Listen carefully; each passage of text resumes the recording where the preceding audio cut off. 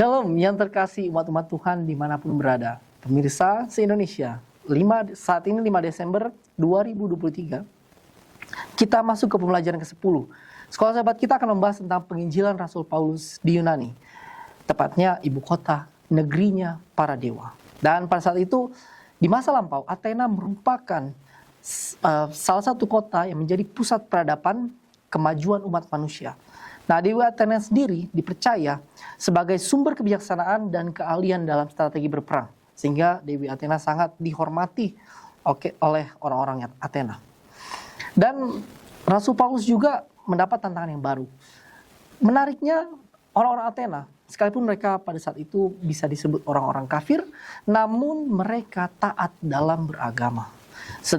Karena Rasul Paulus sendiri juga ada merupakan orang Yahudi yang, bayangkan, orang Yahudi punya 613 hukum yang harus dipatuhi. Dan Rasul Paulus melihat bahwa orang-orang kafir di Athena, mereka juga memiliki kepatuhan yang luar biasa kepada Tuhan mereka. Bagaimana dengan kita, teman-teman Tuhan, yang kita orang-orang yang bertuhan? Ada yang hanya ke gereja kalau mungkin lagi susah. Ada juga yang mau berdoa mungkin saat lagi putus cinta. Ada juga yang tadinya suaminya orang baik, tapi oleh karena kondisi kehidupan akhirnya berubah.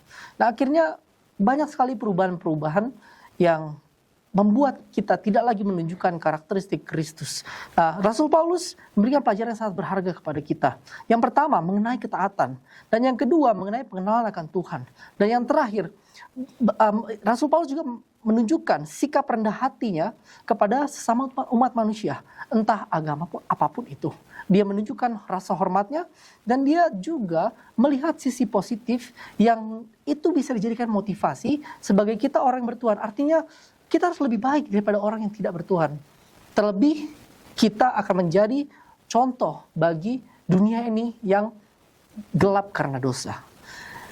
Pemirsa dimanapun berada, mari kita terus mengejar prestasi ketaatan kepada Tuhan kita Yesus Kristus. Saudara bisa mengatur waktu khusus untuk berdoa secara konsisten.